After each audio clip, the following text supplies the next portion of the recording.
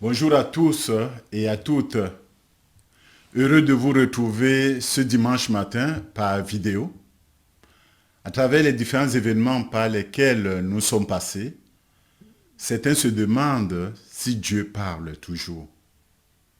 J'aimerais ce matin ouvrir la Bible avec vous sur le thème de la révélation. Pour ceux et celles qui suivent les mouvements chrétiens, les missionnaires, les sociologues des religions, les anthropologues, constatent qu'il y a de plus en plus de chrétiens qui abandonnent leur église locale pour suivre de grands mouvements. Ils suivent des mouvements de nouveaux apôtres, disent-ils, des prophètes, des grands pasteurs et prêtres qui font beaucoup de miracles, qui font des prières puissantes. J'aimerais lire avec vous ce matin dans Proverbe verset 29, chapitre 29, verset 18, qui nous dit ceci. Quand il n'y a plus de révélation, le peuple est sans frein. Heureux s'il observe la loi. Nous verrons que chercher la révélation de Dieu dans nos vies est un aspect très important dans notre marche chrétienne.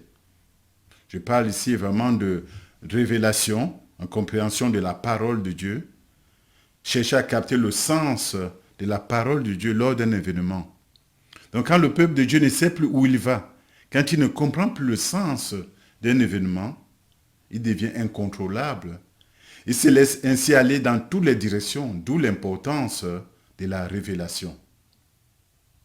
Quand nous ne comprenons plus le sens d'un événement, qu'est-ce que nous sommes amenés à faire?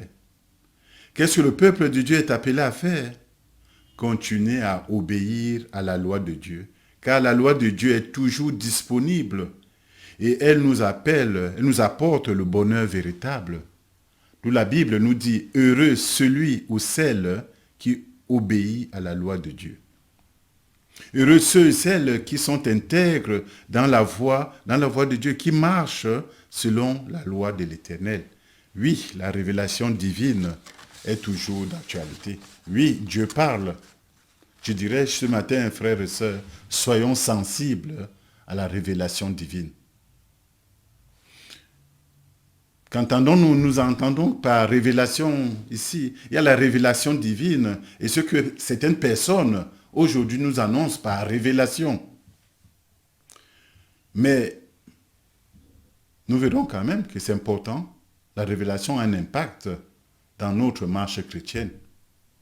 Et elle peut aussi avoir des obstacles. Il peut y avoir des obstacles qui nous empêchent à comprendre ce que Dieu veut nous dire.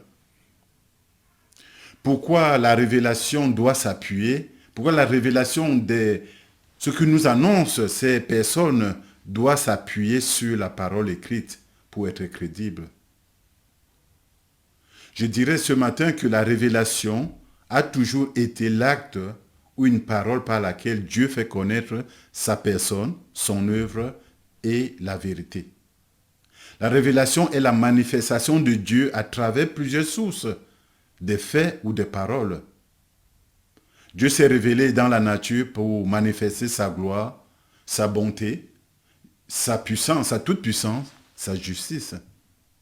Dieu s'est révélé aussi d'une manière spéciale à son peuple, par sa parole, nous voyons dans Genèse, depuis la Genèse, par des visions et surtout par Jésus-Christ.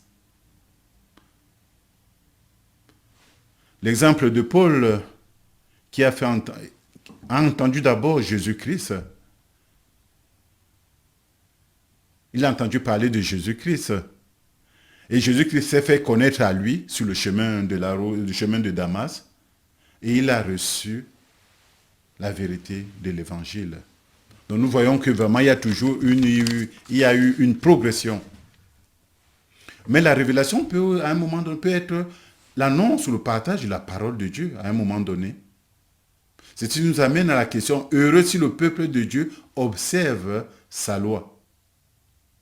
Donc la révélation la révélation dite aujourd'hui, ce que nous entendons dans différents milieux, cette révélation ne doit pas être différente de la parole écrite. Parce que la parole écrite est le conseil immuable de Dieu affermi dans les cieux. Ce que les gens peuvent annoncer comme révélation, chers amis, ne doit pas être inséparable, j'insiste bien, ne doit pas être inséparable de la parole écrite. Parce que par la révélation, le Saint-Esprit nous montre ce que Dieu veut que nous fassions. La révélation ne peut pas contredire donc ce que les gens disent comme révélation. Donc je dirais une révélation humaine ne peut pas contredire la parole écrite. Par contre, la parole divine, la révélation divine, la parole écrite peut contredire ce que les hommes disent. Donc que nous ayons des visions, nous ayons des rêves, nous ayons même une conviction du Saint-Esprit, cela ne doit pas aller à l'encontre de la parole de Dieu. Parce que c'est la parole de Dieu. La Bible nous dit toute écriture est inspirée de Dieu. Donc la révélation annoncée par les hommes, les femmes dites crédibles, sera toujours jugée à travers la parole écrite, non le contraire. Il est urgent pour nous, chrétiens, de comprendre ou de nous rappeler l'importance de la révélation divine. Le peuple de Dieu qui ne sait plus où il va devient incontrôlable. Si nous ne comprenons plus la révélation de Dieu, si nous ne cherchons plus à comprendre le sens d'un événement, nous tomberons dans une sorte de fatalisme ou un certain intellectualisme effroi. Et on deviendra comme j'entends certaines personnes. C'est comme ça. Si Dieu l'a permis, que pouvons-nous faire?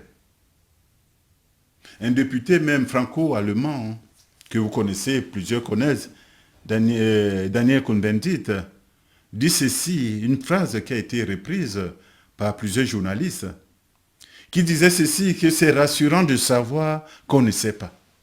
C'est rassurant de savoir qu'on ne sait pas. J'ai été frappé par cette phrase. Nous montre que la Bible dit non. C'est rassurant de savoir que tout est écrit et tout est accompli. Donc notre foi a un objet et elle se base, notre foi se base sur la personne de Jésus-Christ. Parce que Jésus-Christ, qui est la révélation par excellence. Notre foi met en notre foi, cette foi basée en Jésus-Christ, met en contact avec la grâce, la paix, l'amour, la joie et la vie. Parce que la vie se trouve en Jésus-Christ ressuscité. Donc si nous ne comprenons pas immédiatement le sens d'un événement, si nous ne comprenons pas toujours les choses qui se passent, mettons notre confiance en Jésus-Christ. Oui, l'histoire a toujours besoin d'un sens, d'une signification de repère. Mais quand ils font défaut, le pire peut se produire, chacun ne visant plus que pour ses propres intérêts. Quand il n'y a plus de révélation, quand le peuple de Dieu ne comprend plus le sens des événements, la clarté de la parole de Dieu, il se livre à ses propres aspirations. Et nous connaissons les conséquences, une grande période d'affaiblissement religieux. Quand le peuple de Dieu ne saisit plus le sens des événements, je me répète peut-être, si le peuple de Dieu se met à suivre des faux prophètes, parce qu'ils ne prennent plus le temps de connaître, d'étudier la parole de Dieu. Alors que la révélation de Dieu, la révélation mieux comprise, aidera toujours le croyant à faire le bon pas, à prendre la bonne décision, choisir, ou de ne pas choisir, ou de désobéir à la volonté de Dieu. Le Seigneur dit, mon peuple périt parce qu'il n'y a plus de révélation. Mon peuple périt faute de connaissance. Donc la révélation, la compréhension du sens d'un événement aide le chrétien, surtout les responsables, à une meilleure compréhension des données que nous possédons déjà. Parce que la parole est écrite, en plus la parole, je le dis, c'est la révélation par excellence. C'est elle qui nous montre comment Dieu accomplit ses desseins, ses plans, et envers et contre tout. Quel est le but des événements par lesquels nous passons, par lesquels nous sommes passés? Le but des événements est toujours de nous rappeler, ramener le peuple de Dieu à son Seigneur. La révélation divine a toujours exprimé une volonté de relation, une fidélité, un projet. Dieu demeure fidèle en sa parole et cherche toujours une relation forte avec ses enfants. Le but des événements par lesquels nous passons, c'est ramener le peuple de Dieu à la source, à la parole de Dieu. Ramener, comme dira l'apôtre Jean, c'est ramener les enfants de Dieu à l'obéissance de la Bible. Je leur dis, la révélation est Jésus-Christ. La clé de la révélation. C'est dans ces périodes troubles, pendant ces périodes troubles, cherchons à comprendre la majesté de Jésus-Christ. Parce que c'est Jésus-Christ qui révèle le Père. Nous le voyons dans 1 Jean, chapitre 18, ou chapitre 1 Jean, verset 1er, verset 18, que ce soit dans Hébreu. C'est Jésus-Christ est lui-même, c'est lui le commencement et la fin.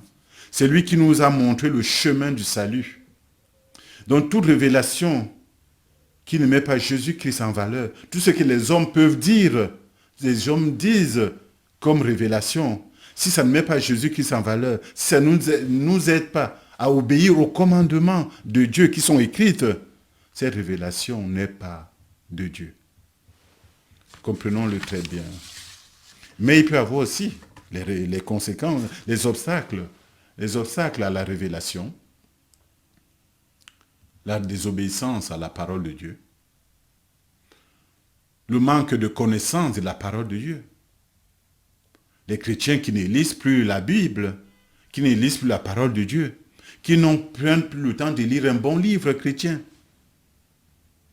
s'ils ne prennent pas le temps de méditer la parole de Dieu, s'ils ne prennent pas le temps de lire, comment pourraient-ils comprendre ce que le Seigneur veut leur dire?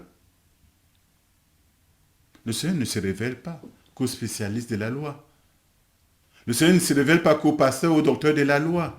Le Seigneur se révèle à ceux et à celles qui le cherchent de tout leur cœur, mais pas dans la Bible. Oui, les obstacles à la révélation, à la bonne compréhension de la parole, des événements qui nous arrivent, souvent le manque d'écoute de la parole de Dieu. L'orgueil ou le manque d'humilité du récepteur, le désir de faire plaisir à la foule, le manque de patience.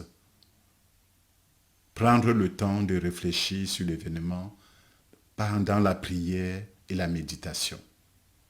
Le jour où le président de la République française a annoncé le confinement, la fermeture des écoles, des lieux de rassemblement, en quelques heures, il y a eu des centaines de prophéties, des révélations sur les réseaux sociaux.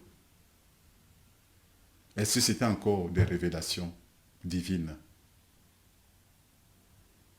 Est-ce que ces personnes ne peuvent pas dire Dieu leur a parlé tout de suite pour annoncer ceci? Non. Nous connaissons l'exemple de l'apôtre Paul. Quand il a eu la révélation d'aller vers les païens, il a pris le temps dans la prière. Il est allé voir les autres apôtres avant de s'engager dans la mission. La patience, c'est quelque chose, de fois même nous chrétiens, nous sommes impatients. Les obstacles à la révélation, c'est aussi attrister le Saint-Esprit. Nous pouvons attrister le Saint-Esprit. Nous pouvons avoir un péché en nous que nous avons du mal, que nous ne voulons pas confesser. Et chez certains, ça peut devenir toujours un péché mignon. Non, le Seigneur nous appelle. Attrister le Saint-Esprit peut être un obstacle à la révélation. Mais ce que je veux dire encore ce matin, frères et sœurs, quand nous ne trouvons pas de sens à certains sujets qui nous préoccupent à un moment donné, que devons-nous faire? Continuer à méditer la parole de Dieu, la mettre en pratique et attendre toujours dans un esprit de prière. Une sorte de passivité active. La Bible nous dit « Heureux si nous continuons à marcher selon la parole écrite. » Heureux si nous continuons à marcher selon la parole écrite. Dieu continue à se révéler à son Église. Il continue à équiper ses serviteurs pour l'œuvre à laquelle il les a appelés. Et nous savons qu'un conducteur n'est digne de ce nom que s'il peut donner une vision, des perspectives au peuple à la tête duquel il se trouve. Dieu accorde la révélation aux dirigeants de l'Église pour rappeler le peuple de Dieu au droit et à la loi de Dieu. Dieu se révèle aussi à ses enfants toujours pour qu'ils reviennent à lui, soit pour les amener à être des hommes et des femmes matures. C'est dans la méditation, dans la lecture de la Bible, ne nous laissons pas influencés par tout ce que nous entendons. Revenons à la parole de Dieu. Pendant les catastrophes, nous avons vu certaines personnes sont venues à Jésus-Christ. C'était un moment de joie. Malheureusement, pour d'autres, leurs cœurs se sont endurcis. Ils ont rejeté ce que dit la parole de Dieu. Notre Seigneur est toujours prêt à nous accorder sa révélation, à nous accorder l'éclaircissement à sa parole. Il nous a donné son Esprit Saint pour nous éclairer en toutes circonstances. Il se révélera toujours à nous si nous le cherchons de tout notre cœur dans le désir d'obéir et de vivre en communion avec lui. Si mon peuple, celui qui est invoqué mon nom, dira la Bible, si mon peuple me cherche, Saint dit, je me révélerai à lui. Je me montrerai à lui. Oui, chers amis, le Seigneur est prêt à se révéler à nous, mais en méditant, en lisant sa parole. Beaucoup le font, gloire à Dieu. Mais dans ces événements par lesquels nous passons, la solution, la paix intérieure ne vient que de la parole, de la méditation de la parole de Dieu. Le prophète le dit, appliquez maintenant votre cœur et votre âme à chercher votre Dieu. Si vous entendez des choses, ce que les personnes humaines disent des révélations, ces paroles, c'est ce qu'ils vont annoncer, peut être crédible qu'en s'appuyant sur la parole écrite. Parce que la parole écrite nous évite de tomber dans le subjectivisme. Elle nous évite de dire des choses ou d'entendre simplement des choses qui nous plaisent. Ce que les gens disent doit s'appuyer sur la Bible, parce que Dieu nous accordera toujours le sens de son message pour interpeller les personnes à venir à lui. Ça ne sert pas ni pour les culpabiliser, ni pour les faire peur, mais pour leur montrer l'amour de Dieu, l'amour parfait de Dieu. L'amour, la Bible est là pour nous aider à comprendre, quels que soient les événements. La Bible, la parole de Dieu est là pour nous éclairer, pour nous aider à comprendre le sens des événements. Aucun livre que la Bible ne parle autant de l'amour de Dieu pour l'humanité. C'est le seul livre où Dieu s'engage personnellement pour nous. Il le dit, vous serez mon peuple et je serai votre Dieu. La Bible, c'est le seul livre qui met en valeur la révélation ultime, Jésus-Christ. C'est lui le commencement, mais c'est lui aussi la révélation ultime, le Dieu dans sa plénitude, comme le dira l'apôtre Jean. Thierry Uzer, un de nos anciens pasteurs, dit ceci dans un article à propos de la révélation. Il dit, toute révélation doit s'appuyer, ce que les gens disent, bien comprenez très bien, toute révélation doit s'appuyer sur la parole écrite, car elle est une parole vivante comme une semence qui produit son fruit. Chers amis, je dirais ce matin encore, soyons sensibles à la révélation, afin de ne plus être ballottés à tout vent de doctrine, pour vivre dans la clarté et la paix de Dieu. En toutes circonstances, frères et sœurs, Dieu est toujours prêt à se révéler à nous. Soyons comme des chrétiens de Béret qui examinaient chaque jour pour savoir si tout ce qu'on leur disait était vrai. Ils lisaient et méditaient chaque jour la parole de Dieu. Je termine par deux images qui m'ont beaucoup soutenu, qui m'ont frappé, qui m'ont soutenu, que j'ai trouvé dans la parole de Dieu. La première image, c'est la puissance protectrice de Jésus-Christ. La puissance protectrice du sang de Jésus-Christ. J'ai compris que le chrétien pouvait attraper le virus et connaître la maladie jusqu'à la mort physique. Mais ma paix ne venait pas de là. Frères et sœurs, vous avez compris bien. La paix venait du fait que la paix de mon cœur venait du fait que je ne connaîtrais plus la perdition éternelle grâce au sang de Jésus-Christ. Je ne connaîtrai plus la perdition éternelle. La deuxième image qui m'a beaucoup interpellé aussi, c'est l'attitude du père du fils prodigue, qui montrait que, quelle que soit la profondeur du péché, du rejet des lois de l'Éternel, mais quand le fils fait demi-tour, qui se repent de ses péchés, se repentit d'une manière sincère, le père est toujours prêt à l'accueillir. Aussi bas que l'on puisse tomber, il est possible de rebondir si nous reconnaissons notre situation désespérée, si nous confessons nos péchés et nous revenons vers le Dieu, nous verrons que c'est un Dieu d'amour. On découvre que notre Seigneur est toujours prêt à nous relever et à nous redonner des forces pour marcher en nouveauté de vie, bien sûr en nous appuyant sur lui. Jésus dit, je ne repousserai pas celui ou celle qui vient à moi. Il dit, je ne mettrai pas dehors celui qui vient à moi. Quand nous avons du mal, comme peut-être certains ont eu, c'est pas comme moi, quand vous avez du mal à comprendre le sens d'un événement, quand le sens tarde, que nous avons du mal, faisons confiance à notre Seigneur. C'est un Dieu plein d'amour, c'est un Dieu plein de sollicitude. L'apôtre Paul dit cette phrase, ces versets que je retiens toujours. Il dit, qui nous séparera de l'amour de Christ?